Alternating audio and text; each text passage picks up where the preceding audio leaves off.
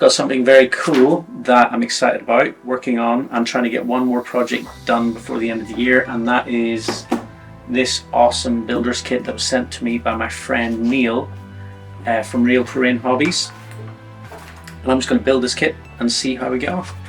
It's actually super nice to be able to make another project at this busy time of year without having to build the whole entire project in my head well in advance of starting. So I'm just going to have some fun, get covered in glue and build this thing.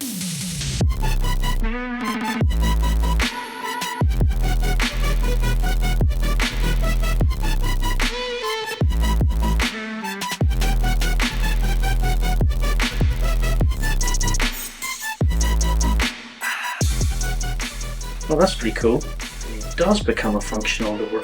I like that.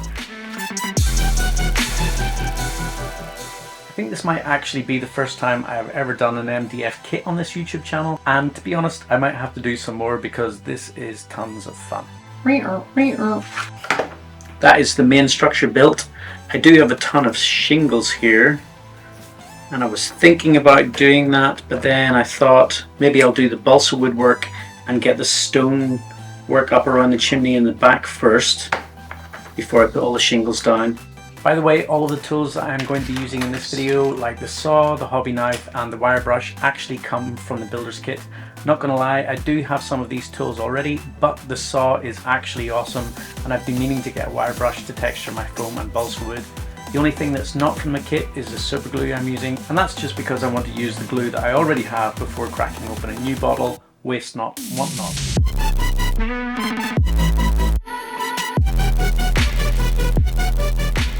The really nice thing about this brush with balsa wood is that you're actually finding the natural grooves in the wood, and you're just brushing away the softer bits of wood. So that's actually still the natural wood grain.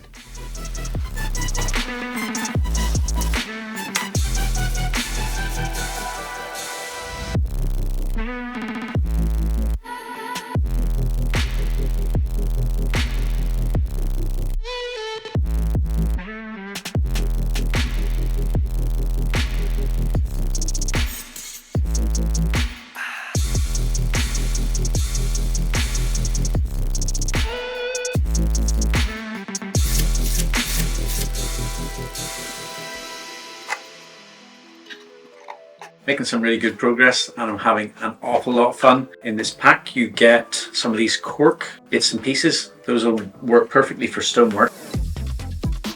So, little confession here, I actually ended up using almost all of the cork pieces from the pack, at least the pieces big enough for the stonework.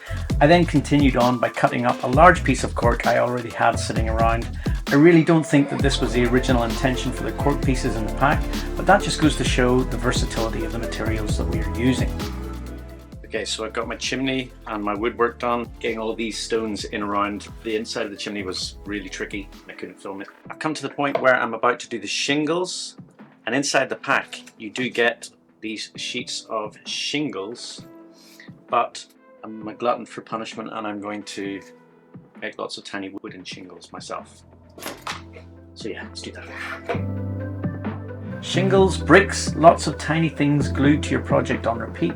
These things are the bane of many a crafter, but actually I now quite enjoy this process. I forgot to mention earlier that I'm actually building this kit as part of the Christmas gifts for my daughter to play with. I was trying to keep a secret, but she wanted to help me out cutting the shingles, so I put her to work. It's only when I watched back the footage that I realised that she had kind of sussed me out. Oh, and it's supposed to be for me, and it's a surprise, but I know what he's making, so it's not anymore. So yeah, I don't think there's any point in trying to keep secrets from my daughter anymore. She's going to figure it out. So let's just carry on and glue some more shingles.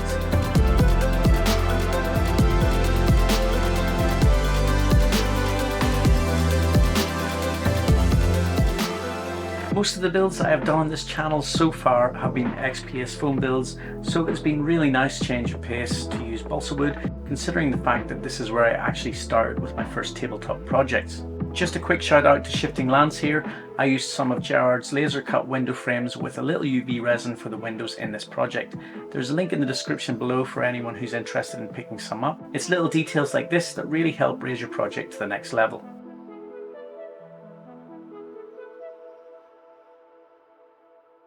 Not sure I can entirely recommend cutting loads of balsa wood shingles because it takes absolutely ages, but it does look really, really good. I was going to do a bit of a stucco thing, but I think I'm going to do some brickwork with the cork, and then we'll put some stucco in around it as well.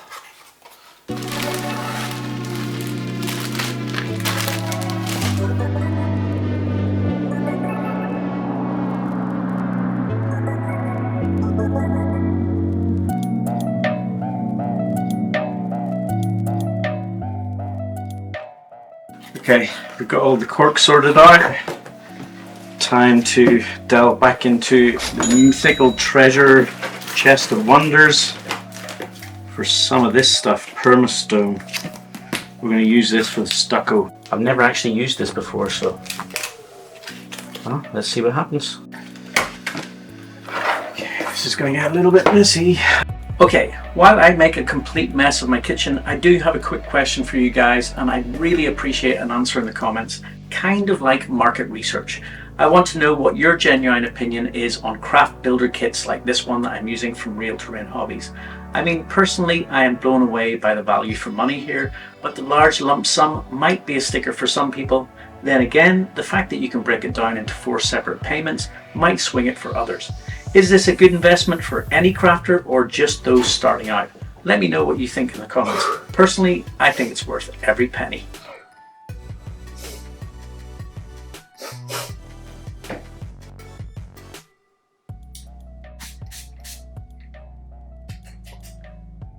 Okay, so we're finished with the build and it is looking absolutely awesome. What a cool kit. This has been such a satisfying process so far. Time to do the paint job, and normally I would do this with acrylic paints, building up from dark colors and just doing some dry brushing, etc. But Neil just dropped a video a couple of days ago on how to do this kind of a paint job with washes.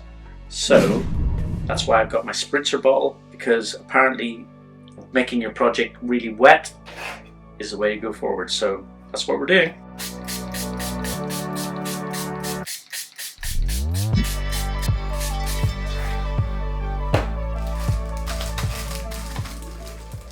This also gives me an opportunity to use these awesome Real Terrain brushes.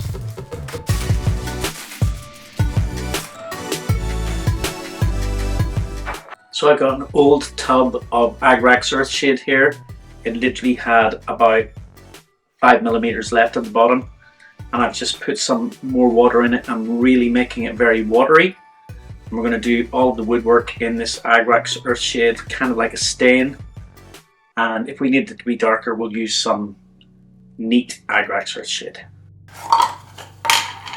I've also got a black wash, a homemade black wash I'm going to use, and I'm just going to keep everything heavily saturated, as Neil says.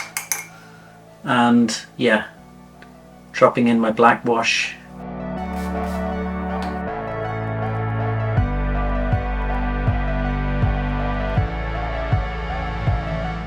Now that my shingles are all dried out, I am going over them again with a black wash. It's kind of more like a dark grey, and it's just bringing them down and making them a little bit more weathered looking, and it's kind of patchy.